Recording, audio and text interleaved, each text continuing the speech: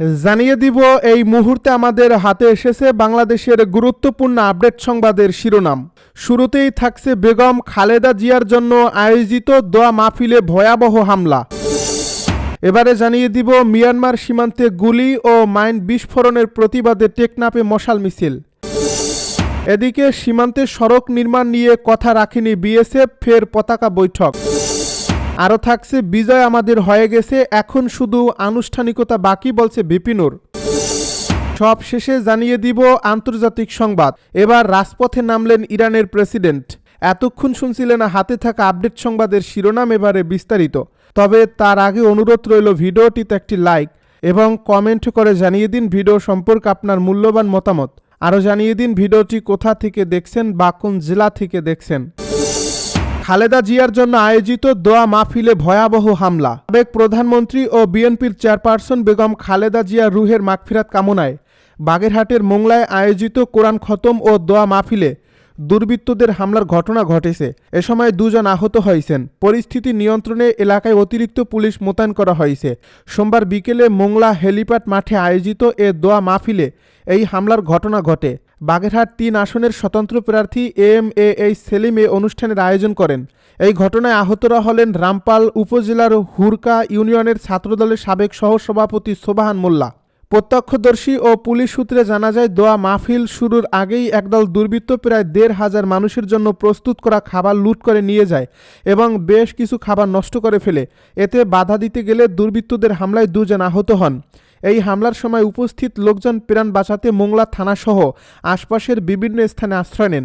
খবর পেয়ে মোংলা থানা পুলিশ ও নৌবাহিনীর সদস্যরা দ্রুত ঘটনাস্থলে পৌঁছে পরিস্থিতি নিয়ন্ত্রণে আনেন। ফের সংঘর্ষের আশঙ্কায় এলাকায় অতিরিক্ত পুলিশ মোতায়েন করা হয়েছে। আহত সোবহান মোল্লা জানান, এই হামলার সময় জীবন বাঁচাতে তিনি মোবাইল ফোন ফেলে থানার ভেতরে আশ্রয় নেন। পরে পুলিশ তাকে উদ্ধার করে হাসপাতালে ভর্তি করে। মিয়ানমার সীমান্তে গুলি ও মাইন বিস্ফোরণের প্রতিবাদে টেকনাফে মশাল মিছিল। মিয়ানমার সীমান্ত থেকে গুলিতে বাংলাদেশি শিশু আহত ও স্থল মাইন বিস্ফোরণে বাংলাদেশি নাগরিক আহত হওয়ার প্রতিবাদে কক্সবাজারের টেকনাফ উপজেলার হোয়াইকাং স্টেশনে মশাল মিছিল করেছেন স্থানীয়রা। এ সময় বিক্ষুব্ধ জনতা সড়কের ওপর টায়ার জ্বালিয়ে প্রতিবাদ জানায়, যার ফলে প্রায় আধা ঘন্টা সড়কের দুপাশে যান চলাচল বন্ধ থাকে। সোমবার সন্ধ্যা ৬টার দিকে হোয়াইক্যাং বাজার থেকে ছাত্র জনতার উদ্যোগে এই মশাল মিছিলটি শুরু হয়ে তেতছি ব্রিজ এলাকায় গিয়ে শেষ হয়। এই মিছিল শেষে সেখানে সংক্ষিপ্ত পথসভা অনুষ্ঠিত হয়। এ সময় সীমান্ত এলাকায় বারবার এ ধরনের ঘটনার তীব্র নিন্দা জানান স্থানীয়রা। বিষয়টি সমাধানে দ্রুত পদক্ষেপ গ্রহণের আহ্বান জানান। তারা জানান, সীমান্ত এলাকায় বারবার গুলি ও বিস্ফোরণের ঘটনায় এলাকাবাসীর মধ্যে আতঙ্ক বিরাজ করছে। সমস্যা সমাধানে নিরাপত্তা জোরদারের আহ্বান জানান তারা। সীমান্তে সড়ক নির্মাণ নিয়ে কথা রাখেনি বিএসএফ, ফের পতাকা বৈঠক। কুড়িগ্রামের ফুলবাড়িতে খলিশা কোটল সীমান্তে আন্তর্জাতিক আইন লঙ্ঘন করে রাস্তা নির্মাণকে কেন্দ্র করে বাংলাদেশ বর্ডার গার্ড ও ভারতের সীমান্তরক্ষী বাহিনীর মধ্যে ব্যাটালিয়ন পর্যায়ের পতাকা বৈঠক অনুষ্ঠিত হয়েছে। সোমবার বিকেলে নাওডাঙ্গা ইউনিয়নের খালিশা কোটাল সীমান্তে এ বৈঠক হয়। বিজিবি জানায়, বিজিবির আমন্ত্রণে প্রায় ৩০ মিনিট ব্যাপী এ বৈঠকে উভয় দেশের সীমান্ত সংক্রান্ত বিভিন্ন ইস্যু নিয়ে আলোচনা করা হয়। এ বৈঠকে ভারতের পক্ষে উপস্থিত ছিলেন বিএসএফের ৩ ব্যাটালিয়নের কমান্ডার কে রাও ও বাংলাদেশের পক্ষে ছিলেন ১৫ বিজিবি ব্যাটালিয়নের অধিনায়ক লেফটেন্যান্ট কর্নেল মেহেদি ইমাম। স্থানীয় ও বিজিবি সূত্রে জানা যায়, গত বুধবার গভীর রাতে খলিশা কাটাল সীমান্তের ওপারে কুরসাহাট দিনাহাটা যাওয়ার মূল সড়কের কৃষিমত করালা এলাকায় প্রায় ১ কিলোমিটার অংশে ৪ লেনের রাস্তা নির্মাণের লক্ষ্যে বিপুল পরিমাণ সরঞ্জাম নিয়ে বিএসএফ সদস্যরা জড়ো হয়। বিষয়টি জানতে পেরে বিজিবি বৃহস্পতিবার বিকেলে এর প্রতিবাদ জানায়। এ প্রতিবাদের মুখে কিছু সময়ের জন্য কাজ বন্ধ রাখা হলেও গভীর রাতে পুনরায় নির্মাণ কাজ শুরু করা হয়। অভিযোগ রয়েছে, আন্তর্জাতিক আইন লঙ্ঘন করে বিএসএফ গোপনে সার্চ লাইট জ্বালিয়ে রাতের অন্ধকারে দ্রুত নির্মাণ কাজ সম্পন্নের চেষ্টা চালায়। এই ইস্যুতে খালিশা কোটাল সীমান্তে এর আগেও কয়েক দফা বিজিবি বিএসএফের মধ্যে পতাকা বৈঠক অনুষ্ঠিত হয়। ওই বৈঠকে কাজ বন্ধ রাখার প্রতিশ্রুতি দেন বিএসএফের ৩ ব্যাটালিয়নের অধীনে মেঘনা নারায়ণ কুটি কোম্পানির কমান্ডার। তবে এরপরও গোপনে কাজ চালিয়ে যাওয়ায় সোমবার ব্যাটালিয়ন পর্যায়ের পতাকা বৈঠক অনুষ্ঠিত হয়। এ বৈঠকে সীমান্ত পরিস্থিতি সহ বিভিন্ন বিষয় নিয়ে আলোচনা হয়। স্থানীয়রা জানান, নির্মাণাধীন সড়কটি সীমান্তের একেবারে নিকটবর্তী এলাকায় অবস্থিত। আন্তর্জাতিক মেইন পিলার 934-এর সাব পিলার 1 থেকে 11S পর্যন্ত এলাকায় কোথাও 70 গজ, কোথাও 20 থেকে 60 গজ এবং কোথাও প্রায় 100 গজ পর্যন্ত বাংলাদেশের ভূখণ্ড রয়েছে, যার ফলে আন্তর্জাতিক আইনের আওতায় ওই এলাকায় নতুন রাস্তা নির্মাণের সুযোগ নেই। বিজয় আমাদের হয়ে গেছে, এখন শুধু আনুষ্ঠানিকতা, বলছে ভিপি নূর।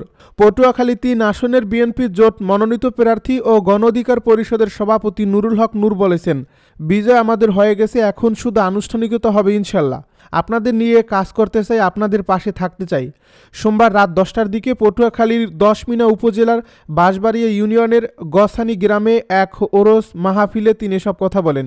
এ ওরসে গিয়ে তিনি বলেন, আমি যেমন ওয়াজ মাহফিলে গিয়েছি তেমনি ওরস মাহফিলে গিয়ে এসেছি, বিভিন্ন জায়গায় যাই, আপনাদের এখানে এসেছি, এটাই আমাদের দেশের বৈচিত্র্য।